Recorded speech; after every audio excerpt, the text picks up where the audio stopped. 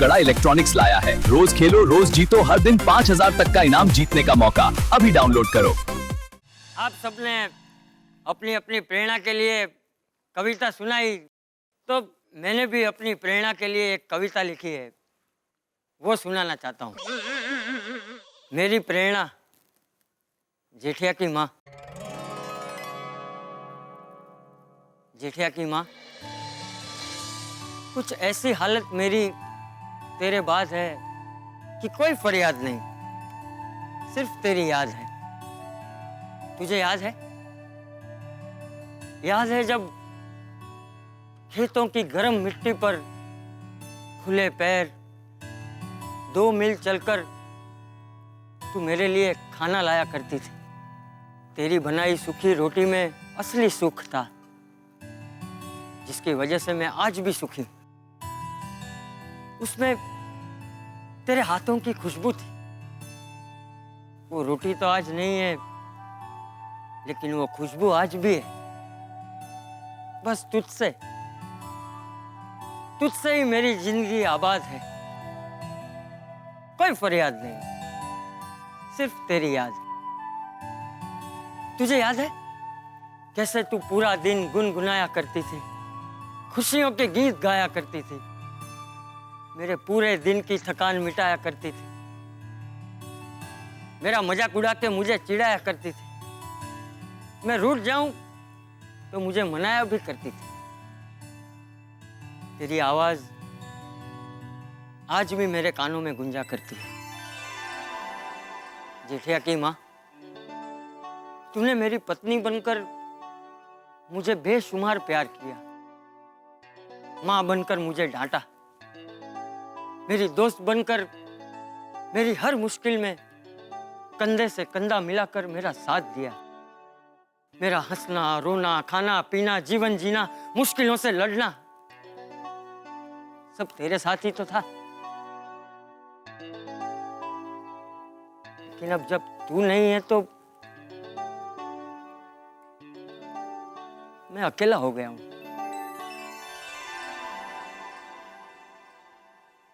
जेठिया की माँ, अब ये अकेलापन सहा नहीं जाता। सिर्फ तेरी यादों के सहारे अब रहा नहीं जाता।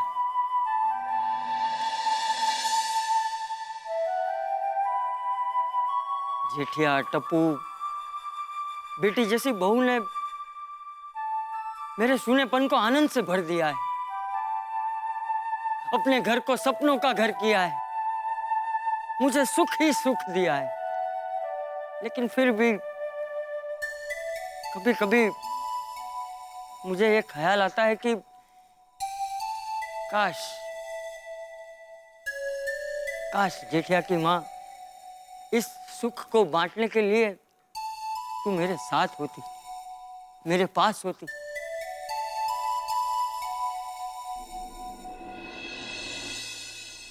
जेठिया की माँ, आज जीवन का हर सुख है मेरे पास, बस एक बात नहीं है, जिसके लिए सालों से तरस रहा हूं, वो तेरा साथ नहीं है। जी करता है तेरे पास। बापूजी,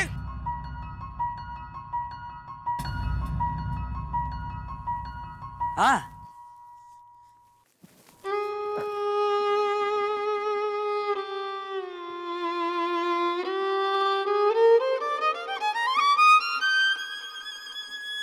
अरे जेठिया, अरे जेठिया क्या हुआ जेठिया?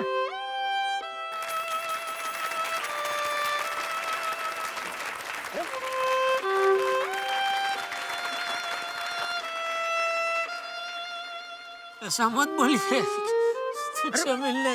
अरे नहीं। मित्रों, इस वक्त आप लोग भी और मैं भी चंपक चाचा की इस कविता को सुनने के बाद बड़े भावुक हैं। स्वाभाविक भी है। जीवन के इस मोड़ पे, इस उम्र में साथी की स्मृतियां और उन स्मृतियों को संजोए हुए चंपक चाचा, निश्चित तौर पे चंपक चाचा ये सिर्फ कविता नहीं थी, ये एक दर्पण था।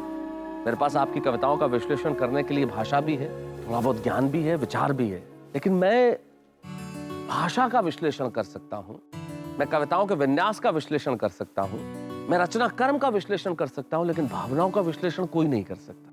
आपकी इस भावना के आगे हम सब नतमस्तक हैं। अक्सर कहा जाता है कि पुरुष पत्थर दिल होता है, और सचमुच हृदय पे जो नाम एक बार अंकित कर दिया जाए वो मिटता नहीं है। इसका उदाहरण चंपक चाचा ने दिया।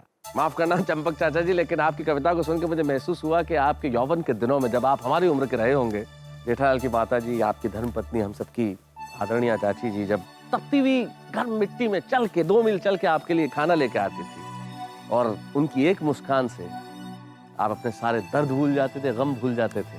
तब मुझे लगता है कि भाव आपके मन में वही रहा होगा जो मुनव्वर राणा के एक शेर में है कि हम इस तरह तेरे चेहरे के दीदार में खो जाते हैं जैसे बच्चे भरे बाजार में खो जाते हैं। हम खो गए आपके शब्दों में, आपकी कविताओं में, आपके विचारों में। और इस कविता के लिए हमारे पास न विश्लेषण है, न कोई टिप्पणी है, बस हम सबकी तालियां।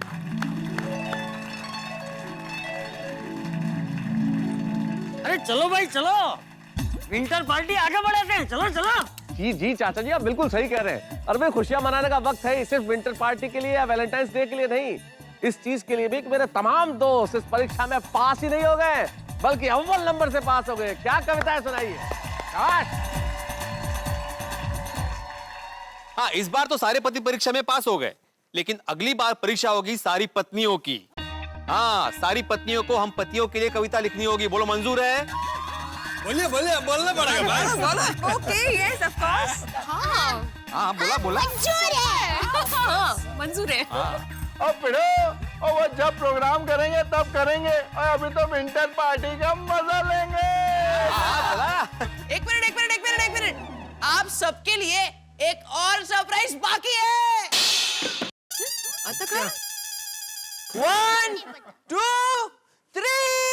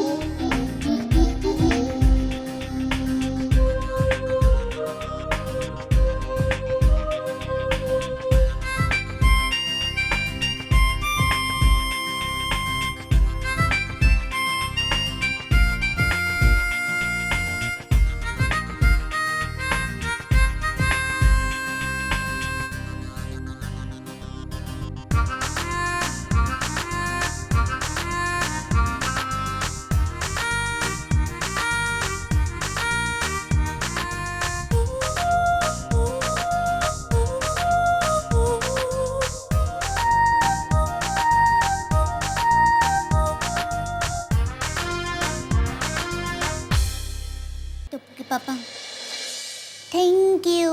Thank you? क्यों? कविता के लिए।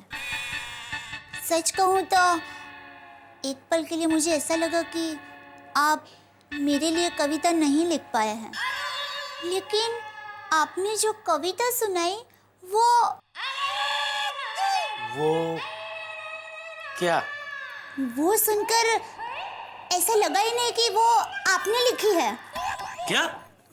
मतलब वो कविता इतनी अच्छी थी कि मैं सपने में भी नहीं सोच सकती कि आप मेरे लिए इतनी सुंदर कविता लिख सकते हैं।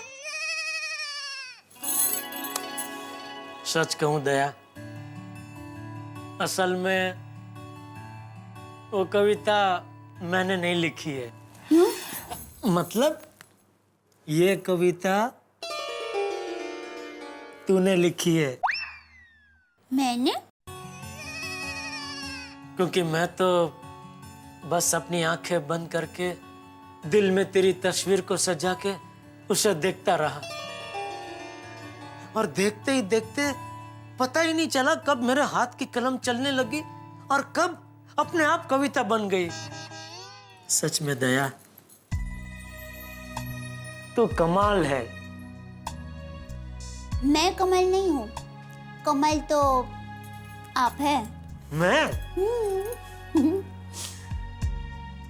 टप्पू के पापा, हमेशा माँ आपके नए नाम रखती है ना? लेकिन आज मैं आपको नया नाम दूंगी। अच्छा, क्या? कालिदास कुमार। कालिदास कुमार?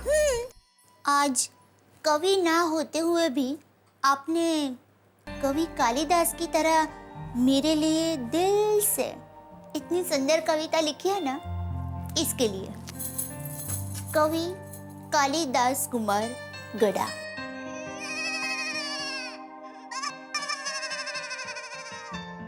दया, दिल करता है तू बस मुझे ऐसे ही नए नए नाम देती रहे और मैं तेरे लिए ऐसे ही नई नई कविताएं लिखता रहूं, तुझे सुनाता रहूं और गाता रहूं।